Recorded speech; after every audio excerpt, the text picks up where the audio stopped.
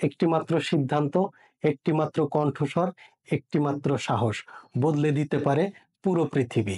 কিন্তু প্রশ্ন হলো, আপনার মধ্যে সেই নেতৃত্ব কি লুকিয়ে আছে? লিডারশিপ মানেই কি একটি পদবি, নাকি একটি মানসিকতা?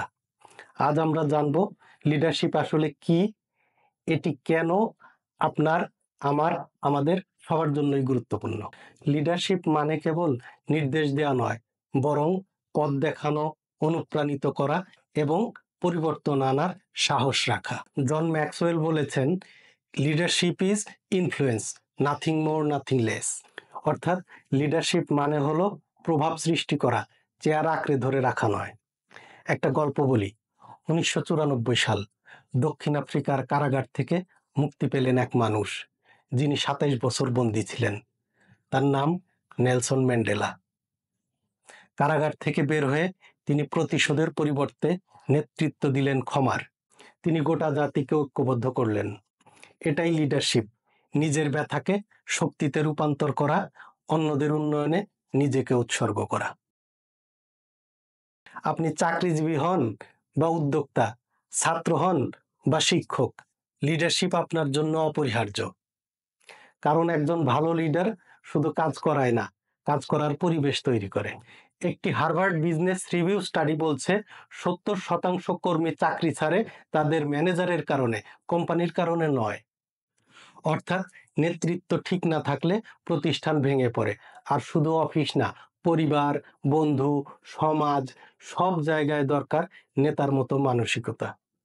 একজন লিডার সংকটে সিদ্ধান্ত নেন, কনফিউশনে দিক নির্দেশনা দেন, আর শান্তিতে ভবিষ্যতের পথ দেখান। আপনি হয়তো ভাবছেন, আমি তো ম্যানেজার না, তাহলে আমি কি লিডার হতে পারি? হ্যাঁ, পারেন। লিডারশিপ তো আসলে কোনো পদ না, এটি একটা অভ্যাস। কয়েকটি চর্চা শুরু করলেই আপনি একজন লিডার হয়ে উঠতে পারবেন।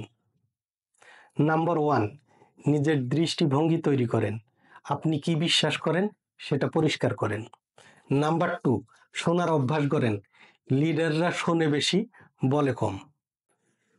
নাম্বার 3, আপনার আচরণে কনফিডেন্স প্রকাশ করুন।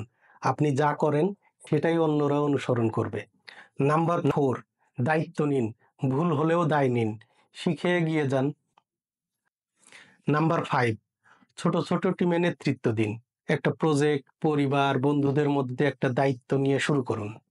এক্সাম্পল হিসেবে মালালার কথা ভাবুন। সে লিডারশিপ দেখিয়েছে মাত্র 16 বছর বয়সে। কারণ নেতৃত্ব বয়সে নয়, মানসিকতায় নির্ধারিত হয়। আজকের পৃথিবী সমস্যায় ভরা, কিন্তু যেটা প্রয়োজন সেটা হলো সাহসী, ইতিবাচক ও মানবিক নেতৃত্ব। আপনি যদি একজন ভালো মানুষ হন, উন্নতির জন্য সচেতন হন এবং অন্যকে সাহায্য করতে চান, তবে আপনি লিডার হতে পারেন। আর এই যাত্রা আজ থেকেই শুরু হতে পারে। এই সিরিজে আমরা পর্বে পর্বে শিখব কিভাবে নেতৃত্বের গুণাবলী গড়ে তুলবেন। এরই ধারাবাহিকতায় পরবর্তী পর্বে আলোচনা করব একজন লিডার হিসেবে কিভাবে নিজে মোটিভেটেড থাকবেন এবং টিমকে অনুপ্রাণিত করবেন। সেই ইনসাইটফুল পর্বটি মিস না করতে চাইলে এখনই আমাদের চ্যানেলটি সাবস্ক্রাইব করুন, ভিডিওটি শেয়ার করুন এবং চলুন একসাথে নেতৃত্বের একটি নতুন গল্প লিখি।